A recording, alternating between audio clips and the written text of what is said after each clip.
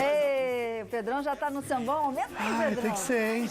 Preparando, né? Tem que ser, porque a batucada do coração parece que bate junto, aí dá uma aliviada, né? Dá um nervo. Você tá de verde hoje. Eu tô de verde pro Brasil, tô torcendo, né? A gente torce em todos os sentidos, né, Solange? Pelo futebol, que é uma parte de esporte. Mas a gente torce principalmente pelo nosso país, né? Essa economia, para com a violência, tanta torcida que a gente precisa ter, né? Se a gente tiver 1% de empenho no nosso dia a dia, não precisa ser muito politizado, não, mas no direito que a gente tem, em defender e ir atrás daquilo que a gente precisa para o nosso país. 1% do que a gente faz pelo futebol e pelo carnaval, o país pode mudar. Acredita nisso, né, Pedrão? Bom, bora lá alimentar um pouquinho a nossa alma nessa quarta-feira, antes de falar sobre o nosso assunto de dia. E é bem rápida a mensagem. Você nunca perde nada, acredite nisso, você nunca perde. Na realidade é Deus quem está te libertando, está tirando alguma coisa que não era para ser na sua vida. Hoje você não consegue enxergar, mas daqui a pouquinho você vai ver que foi para o seu bem. É simples assim. O que tem no programa Zóio Verde?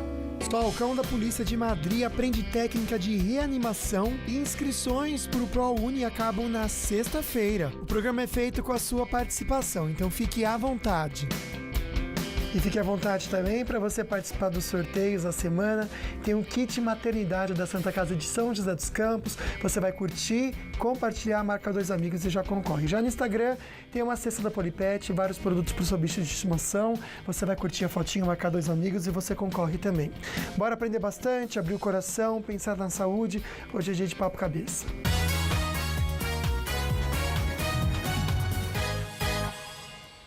Papo cabeça, que tem a ver com o nosso organismo. A gente já falou sobre esse assunto, mas a gente vai voltar muito nele, porque sempre fica a dúvida. Muitos casais querem engravidar e esses casais não conseguem. Até que ponto a parte psicológica, a parte orgânica, o que pesa mais nisso tudo, Luquinha? Incrível, só que desde ontem, quando a gente anunciou o assunto que a gente ia ter hoje, quantas perguntas chegaram de pessoas que estão tentando há anos e não conseguem realizar esse sonho? Tem uma pergunta muito interessante aqui que vem de Barretos e daqui a pouquinho vocês vão saber o que a gente está falando aí. Engravidar. Ele e ela, qual a maior dificuldade? Ele entende tudo sobre esse assunto, por isso que ele está conosco hoje, novamente aqui no Falando Nisso, Dr. Fernando Macedo, que é especialista em reprodução humana. Doutor Fernando. Ei, doutor. Ele coloca tanto filho no mundo, isso é que bom. Isso é ótimo. Muito obrigado. Obrigada, viu? senhor. Doutor, obrigado mais uma vez pela presença aqui Muito com a gente. obrigado. Eu agradeço de coração. Na realidade, não são filhos, né? Só filhos. São sonhos que o senhor coloca, né? Sonhos realizados aí de tantos casais. E a gente conhece tantas histórias tão bonitas, que as pessoas às vezes desistem e aí vão procurar o doutor Fernando e acabam realizando esse sonho. Doutor, eu estava comentando com o senhor lá fora que eu ia começar de uma forma um pouquinho diferente hoje, começar com os homens, né? Porque quando a gente fala de infertilidade, a primeira coisa que vem na cabeça, né, Luquinha? A mulher não consegue engravidar. E muitas vezes o problema não está na mulher, né? Está no homem. Exatamente. O que pode prejudicar o homem de ser papai? Hoje os estudos mostram, né, que a competência tanto do homem como da mulher é importante na parte da reprodução humana. Na parte da fertilidade, nós precisamos dos 2 gametas, tanto do masculino como do feminino. Não dá para ter um filho só com um, ainda não dá. Né? Quem sabe no futuro, através de clonagem, sei lá o quê. Né? Mas nós precisamos tanto do homem como da mulher. Então, assim, alguns fatores impedem de o homem não conseguir engravidar a sua esposa, a sua mulher. Às vezes por ausência de produção de espermatozoide, algum problema no testículo, algum problema hormonal. Então, existem alguns fatores impeditivos de o homem conseguir conceber aquele filho, né? Então, levando ele à infertilidade. Às vezes nós temos homens vasectomizados, homens com, às vezes, tem um problema de câncer, que fez uma quimioterapia, que fez uma radioterapia. Todos esses fatores poderão dificultar esse homem engravidar. Entendi. A gente fez essa pergunta por conta de um querido de Barretos aqui, mas antes deixa eu mandar um beijo.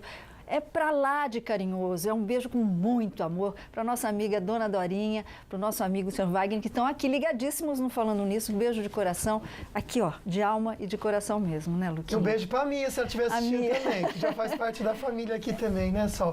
Tem uma pergunta do WhatsApp agora, vamos lá. Boa tarde. Gostaria de saber se é verdade que a mulher com uma trompa só engravida. Até que ponto ela pode conseguir engravidar? Então, Uma mulher com uma trompa só, sim, ela pode engravidar. É igual uma pessoa com... Nós temos 2 pulmões. Com um pulmão só a gente consegue sobreviver. Nós temos 2 rins. Com um rim só a gente sobrevive. E a mulher com uma trompa só, ela tem uma redução um pouquinho da fertilidade dela, mas a trompa, ela tem uma capacidade de movimentação, ela tem uma atração pelo óvulo. Então, mesmo se ela tiver uma trompa só, a outra ela foi perdida por alguma situação cirúrgica, então a outra trompa, ela consegue captar até o óvulo do outro lado do ovário dela, da forma contralateral. Então, uma mulher com uma trompa só, ela consegue conceber, consegue gerar e consegue engravidar, desde que essa única trompa dela não esteja comprometida. Olha, a Selma Quintino deixou o depoimento dela aqui. Ela disse que fez proveta com o meu mais velho e recomenda porque ela foi muito feliz na tentativa e está muito feliz hoje como mamãe, viu, Luquinha? Que alegria, né, Solta? A gente quer conversar mais com você, então, que está buscando essa alegria e vai conseguir, sim, com essas informações que a gente tem hoje, mas agora a gente fica bem informado com as notícias da redação.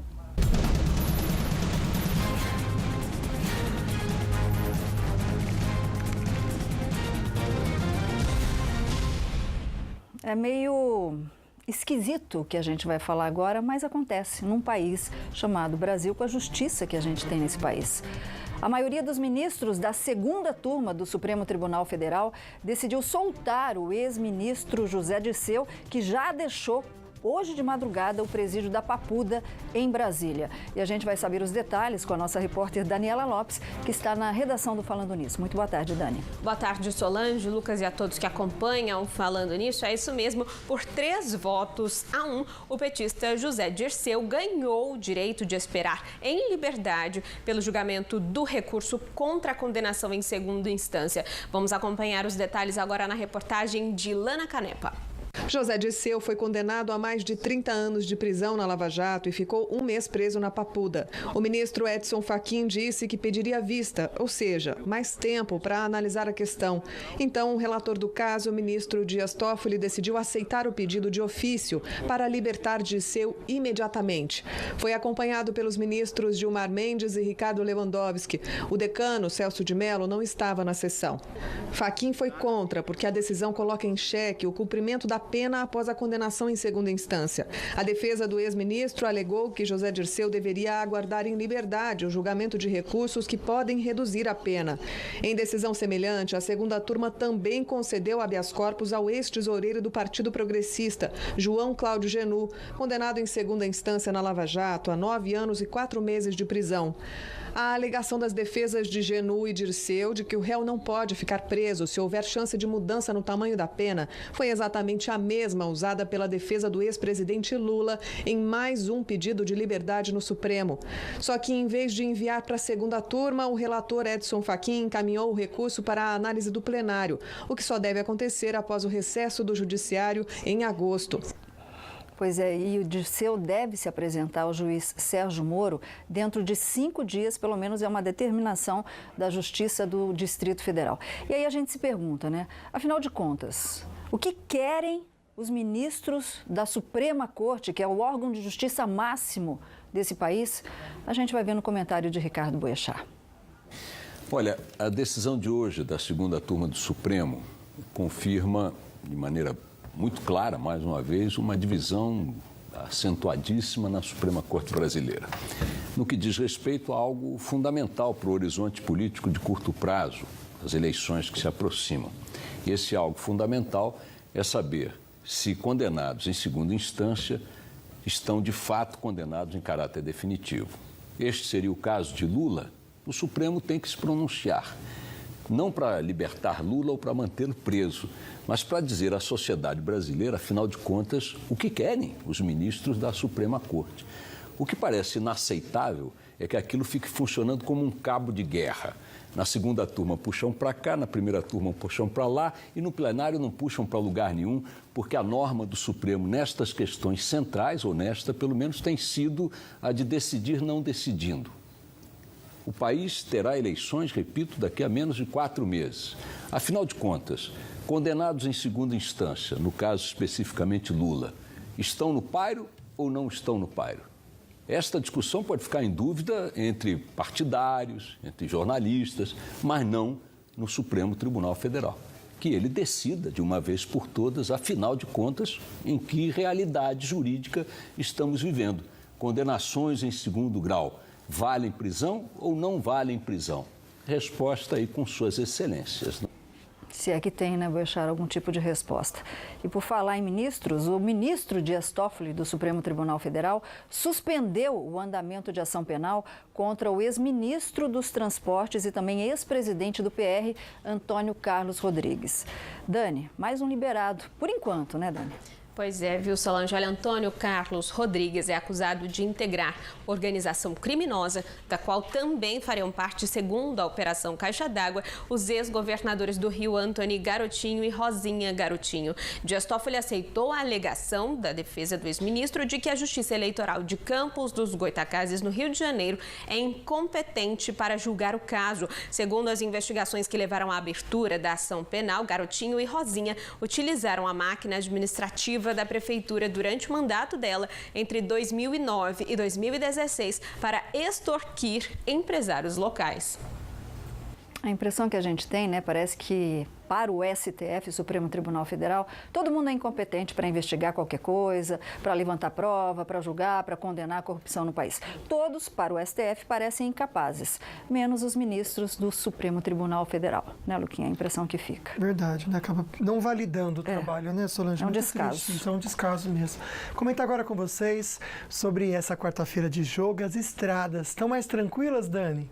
Olha, Lucas, tem uma lentidão na rodovia Presidente Dutra, no trecho de São José dos Campos, ali próximo ao viaduto do Santo Inês, na pista sentido São Paulo, do quilômetro 139 ao 138, por conta de excesso de veículos. Muita gente saindo do trabalho ali naquela região, já saindo do trabalho, né, para ir para casa ver o Jogo do Brasil. Então tem um pouquinho de lentidão, mas por enquanto é só excesso de veículos por lá, viu? Na rodovia dos Tamoios, o tráfego tá tranquilo, nesse momento sem problema para o motorista, mas ainda tem a operação Parecida no trecho de serra. Lucas.